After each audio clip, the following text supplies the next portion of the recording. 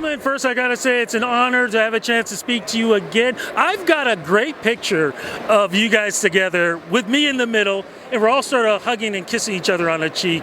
It's one of my all-time favorite pictures that I've ever taken. How many happens years? in How many Vegas years? stays in Vegas. You're breaking the rule, man. How many years ago? How I think pretty it was 2013, something like that. 13, or maybe was it here in 20? No. It was I had to go somewhere to do the interview, and we did that, and it was amazing. How does it feel being here on Canada's Walk of Fame, knowing that you guys are inducted and seeing all these folks getting their induction? Oh, it's wonderful. It's I think it's a great thing to sort of celebrate ourselves, our nation. Which isn't our way of life normally. We don't like to do that. No, we're usually we have some. Canada has self-esteem issues, and I think this is a good way to try and combat that. And there's some really great people are being inducted this year that we're excited about.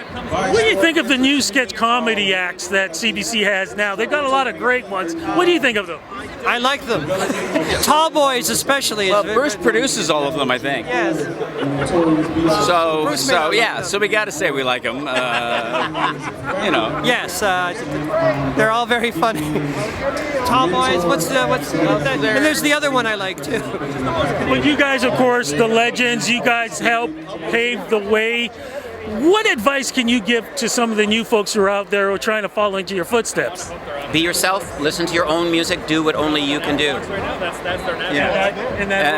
Be careful with your paperwork for your green card. Truth and keep it real.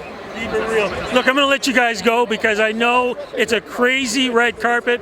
Thank you so much for the interview, but more importantly, thank you for what you guys did for Canada.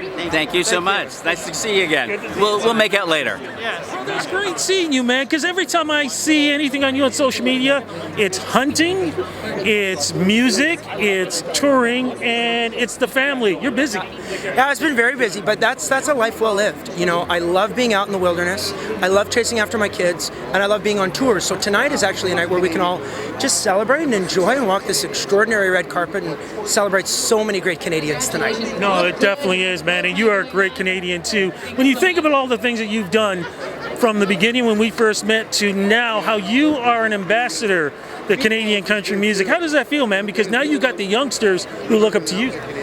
I'm very honored. You know, I think creating a legacy is very, very important, and it's important for me to follow in the footsteps and to do for the next generation what guys like Paul Brandt and George Canyon, Charlie Major, George Fox have done for me. You look at Terry Clark and you look at the extraordinary careers of all these Canadians.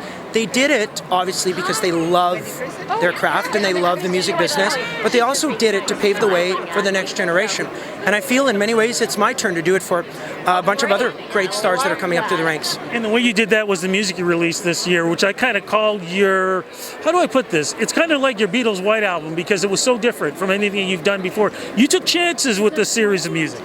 Yeah, the Compass project was a very ambitious project. 4 albums in the same calendar year was a lot, but I'm really, really proud of it. I'm extremely proud of, you know, all the different sides of me that were able to come out, and also understanding that country music, I believe, is the most diverse genre. It has so many wonderful verticals, or this all-encompassing umbrella. So I wanted to make sure I showcased that and showcased, you know, my diversity as a singer and a songwriter.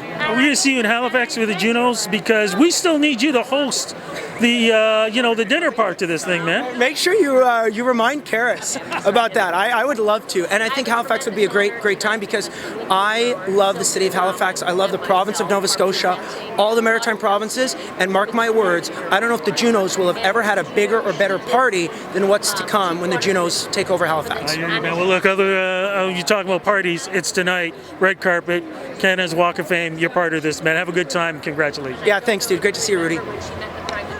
To see you. We were just talking about one of my favorite shows that I still have a lot of the promotion stuff from this show that I had signed. You know what I'm talking about. Instant Star. It was one of my favorite shows. It arose, my wife Linda Schuyler and I were at the very first taping of Canadian Idol, and Linda turned to me and said, do those kids know what will happen if they win tonight, what will happen to their career?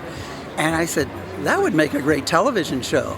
And, you know, a couple of years later, that was Instant Star, one of my favorite shows. And I wish it were still on the air today. Why can't they just do a movie just to wrap things up? Because things weren't wrapped up in this. We almost did, not a movie, we almost did a rap version of it. We were down in New York talking with some people down there who wanted to do it, with Wyclef Jean, you know, and he seemed to be interested. It never really happened, but I thought, okay, well, we could bring back some of the original cast to be judges on the new Instant Star Urban. So I don't think it's absolutely dead, but I love the concept of a new song every week, and it was so fresh and vibrant behind the scenes of the industry, but really it's about discovering yourself, what it means to be a person, not just to be a star. Okay, what you just said really goes by why you're here and the other iconic show that you worked on. Well, Degrassi, of course. And that show, you know, the core messages in Degrassi, we never sort of said them out loud during the show, but one was you are not alone. But another was you have the power to make choices. You are powerful. You may be young, but you're powerful. You make choices, but every choice has a consequence. And we didn't try to say, oh, you should do this or you should do that or here's the right, because there is no right or wrong way of doing things. But every choice has a consequence. You know, I still watch it, Family Channel. It starts at 10 o'clock and it finishes around 11:30, 12 o'clock. I still watch those episodes and they're still amazing to me. And of course, you know, Will is my favorite. Everything he went through with the family and everything else. But did you ever think these stories would be so iconic? And the other question, which I think is so important, how did you guys know to not just relate to the stories on what kids were going through, but visually, clothing, the way they acted, how some main characters were just background characters, all of that? Yes. Well, it was all taken into account. We would have our writers go into the schools and talk with kids. What are you doing? What's upsetting you? What is good for you? So the stories were built around the actual experiences of the kids. And we never went to camera without doing a surprise. It was a surprise table read with all the cast because they hadn't read the script in advance. It was like an exam. They had the script face down in front of them, and we'd say, okay, go. They would turn it over, and as their character came up, they would just have to speak out the words. Sometimes they'd stumble over the words, of course. They wouldn't know what they were supposed to be doing. But afterwards, we would have a long conversation. What did it mean to you? Did it feel real, or was there anything that, you know, turned you off about it, or has that ever happened to you in real life? Those were then we would refine the scripts, and then it would go out. How do you feel about Degrassi getting his own Walk of Fame star? It's so wonderful. Here we are, nearly 45 years ago. A young woman named Linda Schuyler came into my office, introduced herself, and we talked about the rights to what we did not know at the time was the first of the kids of Degrassi Street. So here, 40 years later plus, and to be here is astounding. But the really good thing for us tonight is we've got 25 Degrassi cast members with us, right from the very first Zoe Newman, who played Ida on Ida Makes a Movie, the #1 show of Kids of Degrassi Street, all the way up through to Next Class, through the Next Generation High. And they're introducing themselves to each other because, of course, in the different eras, they didn't know each other. And some of the later ones idolized the ones who were earlier on. So getting all the generations together here tonight has been fantastic. I'm going to let you go. Enjoy yourself tonight. I hope we get a chance to talk again because I would love to see if Instant Star does take its true final bow. I hope so. If it does, Rudy, you'll be the first on set. Fantastic. Thank you so much. Thank you. Okay, thanks.